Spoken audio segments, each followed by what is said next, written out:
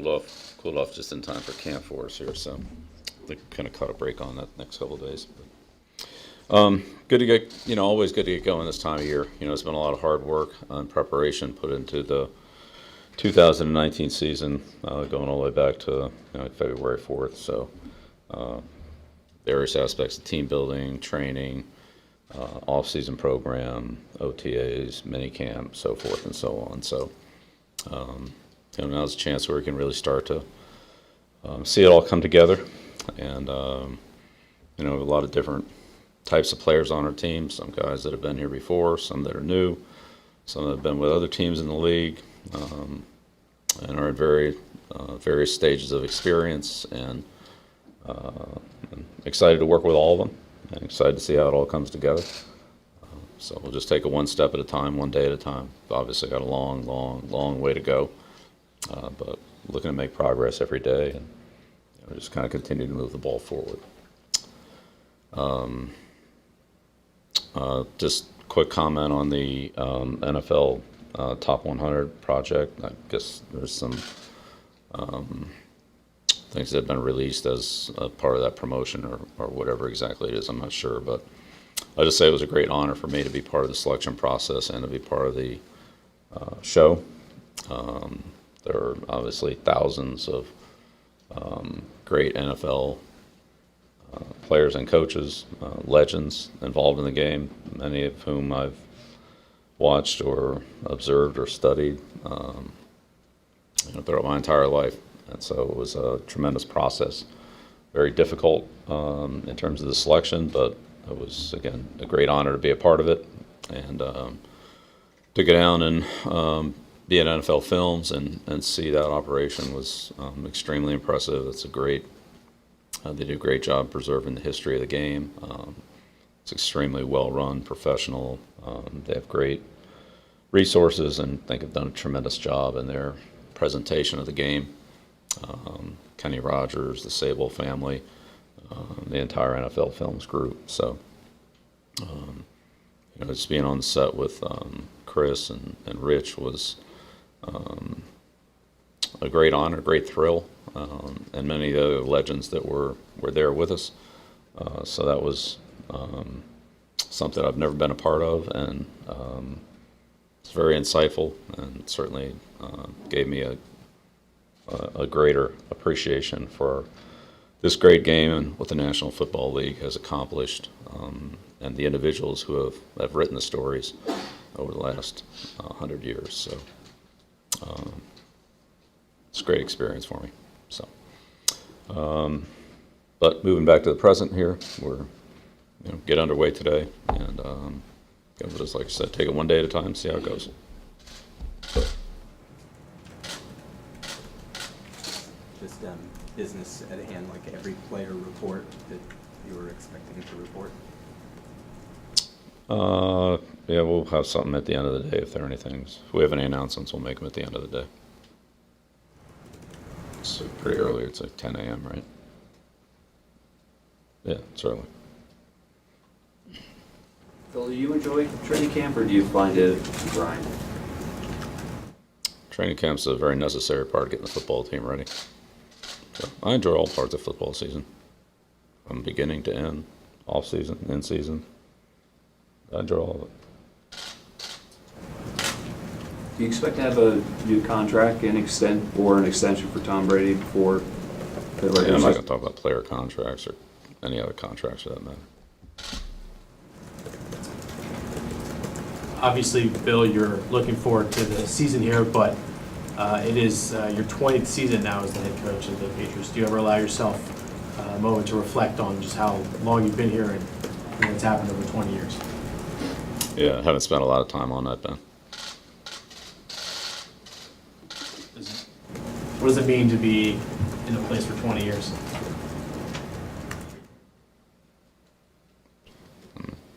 I enjoy it here. I appreciate the opportunity to be here. I enjoy coaching our team. I hope I can do a good job. I want to try to give them the best that I can, and put our team, put our individual players and coaching staff in the best position we can to compete. I hope I can do that this year. Bill Isaiah Wynn avoided the PUP list. Do you expect him to be at full go at the beginning of training camp? Yeah, we'll see where everybody is. That's part of the start of training camp, is to evaluate everybody's physical condition, especially the players that didn't participate last year or that are new to the team and that are dealing with some type of condition, let's call it. So I don't know. We'll see how it all goes. After not having any joint practices last year, there's 2 stretches this year with Detroit and Nashville. What type of benefit do you think that'll be to the team to be able to get those practices in? I think it'll help our team improve. But we'll see. Will there be a challenge associated with being away from your facility for essentially a couple weeks there? I mean, there are always a lot of logistics in moving a football team somewhere. It's a lot of people, it's a lot of equipment, it's a lot of it's a lot to do. But we have people in our organization that do a great job of that. And we have to do it on all the away games each year. We've had away games overseas and in Mexico and cross country and everywhere else. So it is what it is. Bill, how, if at all, does knowing you have 2 sets of joint practices coming up affect how you want to structure your practices here before you get there, your OAP practices?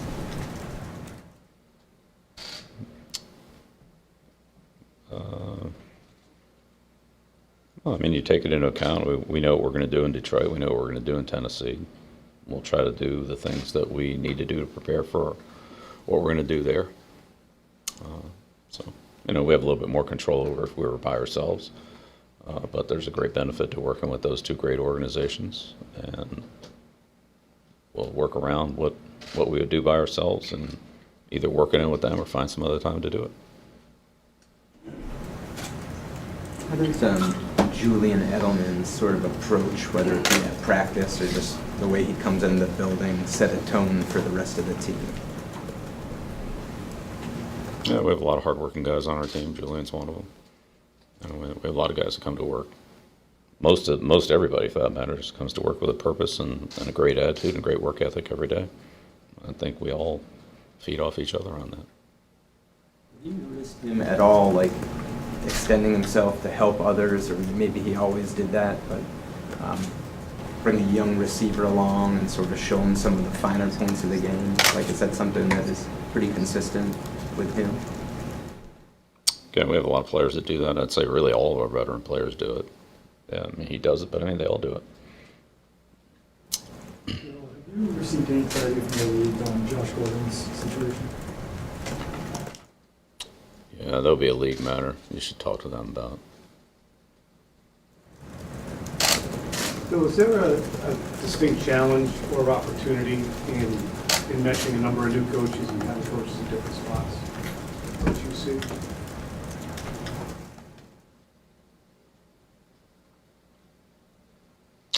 I don't think I'm following you, Tom. You look at the turnover on the coaching staff, and it could be viewed as, oh, it's going to be difficult with a bunch of guys who haven't been in this spot.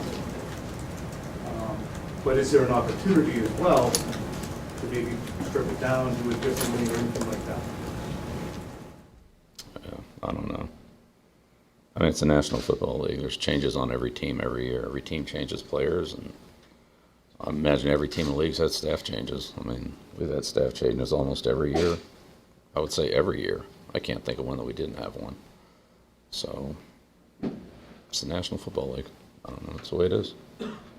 Is there an oversight challenge for you with different spots? I mean, every year you try to do the best you can to put your team together and put it in the most competitive position possible, and that includes everything.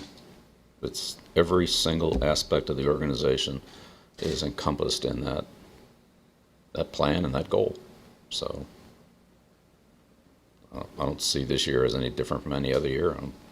I don't think any year will be any different fundamentally. It's different in that there are different changes and different modifications or adjustments or things you might have to do differently. But even if you have the same people, you might be doing them differently anyway for other reasons. So, each year is its own entity, and that's the way I try to approach it. Joe Kim had as a new title, Director of Skill Development. How will his role change this year from last year with him? I don't think it'll change much. Bill, minicamp was the teaching camp, now it's the evaluation part with training camp as more. Not yet. Yeah, not yet. Not yet. But as you know, more data and analytics have come out, has the way you evaluate players during this time in training camp changed with just the ability, you know, to even have more access to different tapes and different numbers that are out there? No, I think it's fundamentally the same. But I mean, we're going to be in the same basic practice format that we were in minicamp for 2 days, and then things change on Saturday. So for these 2 days, it's kind of a continuation of where we were in the spring. We don't have pads on, we don't have contact, we're not going to be able to evaluate the running game, interior line play, and so forth and so on. So, but we'll get to that, and we'll get to it against 2 other teams, and we have 4 preseason games, same as every other team in the league, other than the Hall of Fame teams. So that's what it is. How valuable is it to have guys like former players like Troy Brown and those guys around during this time of year? Yeah, Troy's done a great job for us. It's good to have Dion and Kevin in the spring. We've got other players here from time to time, so I think it's always a plus. And it's good for our players to connect with those guys. They've heard about them. They've seen them on training tapes. They've heard us refer to them in various situations or examples, and so to actually see them and interact with them, I think is good for the players who don't know them, and it's good for us that do get to see them again. So we always have a bunch of those guys around one way or another. Look forward to seeing Rodney come in a couple of weeks, and I'm sure he'll have other teammates here with him for that. So that's all good. Is there any concern about Sony making progress with I guess he had another procedure on the knee back in the spring, maybe that's impacting his overall growth as a player? I think Sony's working hard. I think we have players that are in a lot of different stages of physical, let's call it readiness at this point in time. We'll just take it day by day and see how it goes. I don't know. How would you describe Matthew Slater's impact just on the organization as a whole, since he's been here in 08? Very good. Very good. He's a strong leader. He obviously has a great role in the kicking game, but he's one of the most respected players on the team, as he should be by everyone. High quality person. He's been a great part of our team for over a decade. Bill, do you think about repeating? Do you feel pressure to repeat the Super Bowl champions? Think about trying to have a good day today is what I'm thinking about. Then first practice tomorrow, getting off to a good start and having a good practice tomorrow. Okay. Thank you.